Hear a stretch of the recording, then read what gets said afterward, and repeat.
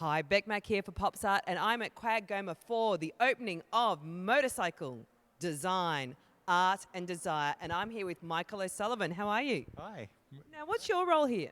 I'm the design manager at the gallery normally, but with this exhibition I'm the coordinating curator as well, working with our American commission curators, Charles Falco and Alton Guilfoyle, two of the world experts on motorcycles. So that team did an exhibition at the Guggenheim previously. Can you tell us about how this has all evolved from there? Yeah, so Charles and Alton were part of a team that did the legendary Art of the Motorcycle exhibition at the Guggenheim in '98. It blew everybody away. It was the most popular exhibition at the Guggenheim to that date. We had a connection with Charles Falco and an idea that maybe that idea of a motorcycle exhibition could be updated and reintroduced to a contemporary audience. I mean, coming from design yourself, this must be your dreams come true, being part of this. And but the exhibition is design, art, and desire. So I just want to break down those themes. But this room has to be the art room. This must be where the imagination overrides the function in a way, but still has the form. Can we talk about this stunning bike here? So this is Max Hazen custom motorcycle, the Black Knight. It takes a 40s BSA engine and then puts it into this completely custom built frame. It's an incredible creation. There's almost everything on it is handcrafted and handmade. It was commissioned by Bobby Haas. Bobby is a huge collector, has his own motorcycle museum in Texas, and commissioned Max Hazen to create this Black Knight motorcycle for his collection, and it's just stunning. It potentially could be ridden, but it's very unlikely that we'll ever see this on the road. It's just such a beautiful art object in its own right. And takes pride of place typically in the Haas Motor Museum. But I feel like I'm going to overuse this word, but it is sexy. But I can't believe this. Like, is that petrol? That's the oil tank. So of course you don't usually see the oil in a glass vial hanging on the motorcycle like that. So just another really wonderful detail that has you understanding, a little about how the motorcycle works and what its essential components are, even its plumbing here, all on view.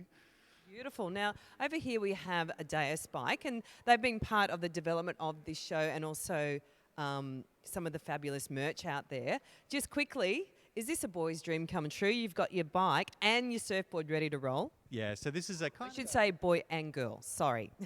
Exactly. So this is a bit of a different take. Over there you've got these custom motorcycles that are, these art objects, not likely to be ridden. This is a custom motorcycle to be ridden. It's a lifestyle object. You can strap your surfboard onto the side, hit the road, go to the beach.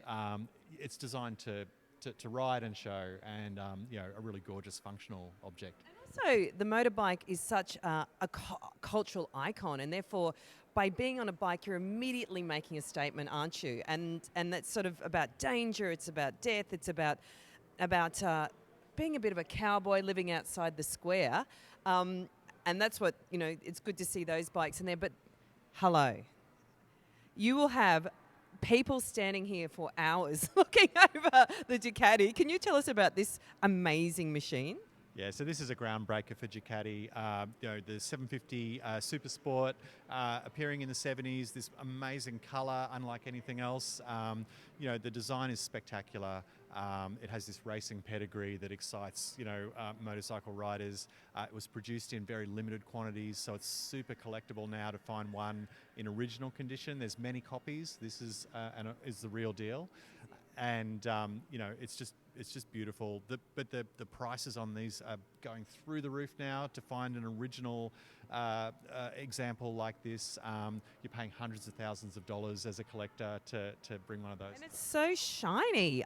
And then look at all these. Like, it's endless. People are going to go crazy in here. But the one that caught my eye is the Britain over here, because I love pink and blue. I think they're such a fabulous colour match. But I'm obsessed by this. Is it exhaust piping? Tell us about. Looks like an intestine. It's spectacular, isn't it? So this is a motorcycle that was invented from the ground up by a New Zealand man, John Britton, in the 90s, who decided he'd build his own superbike. It's amazing. It's it's a feat of engineering excellence, but it's also got this amazing aesthetic. You know, the hot pink and the blue, the aerodynamics. This amazing exhaust configuration here that's designed, for its aerodynamics, for its cooling properties, but just as an aesthetic, it's incredible. I'm in love with that one. And now, so we've gone design, we've gone art, and now we're talking desire. Now this, I'm going to use that word again, room is sexy as, I want a bedroom like this because it looks so hot. I love the neon, I love the stainless steel, but obviously the bikes are the focus here. What's this room all about? Okay, so we're kind of stepping into the future here. So everything in this room is electric. So we've got this, this very early moment of electric over here in the 40s. There's an electric scooter because suddenly in Belgium, fuel shortages demanded new thinking about the power behind transport. So for a moment we had electric appearing, and then the petrol engine took it over again, but now electric's the future of motorcycling, and we've got these really incredible propositions for what the future of motorcycling is going to look like. So this is it, these two here, this is the future. This is all part of it. We've got, this one here, the Zeus bike. It demonstrates that the engine is no longer really a thing to design around. The engine kind of disappears into the rear hub. A very subtle battery here. This lightweight bike can go at 100 kilometers an hour. It's light and nimble, and it doesn't look like anything that you've seen before. And that's the opposite. Like it's clunky, it's large, but it's aerodynamic, almost like what you imagine the future would be. Yeah, it's great. It's kind of got this there's this retro thing going on here. This is the Fuller 2029. It's a bike that was built as a tribute to the Majestic, the Art Deco 1929 glossy red bike that you see earlier in the exhibition. This bike's built as a kind of 21st century response to that. It's electric powered. It's got a zero electric engine in there. It's got this amazing hand-formed paneling on the outside, and then all of these CAD designed and 3D printed metal components that create the steering and the rear axle and forks. So there's amazing technology stories wrapped up in this bike, but it's just gorgeous. It's this beautiful aesthetic, this sci-fi futuristic kind of almost sort of Tron-like. Yeah, like it could fly, like it's Tron. Yeah, it's beautiful. Actually, I think this is my favorite now. Well, for a designer, you know a lot about bikes, which is great. Obviously, this has been part of your work process for the last year, and it's so exciting. I think even if you don't like motorbikes, you're going to love this show. It's such an incredible take on one object that's continued to grow and develop and evolve, but also a big part of who we are really today, isn't it? So thank you. My pleasure. Thank you. Thank you.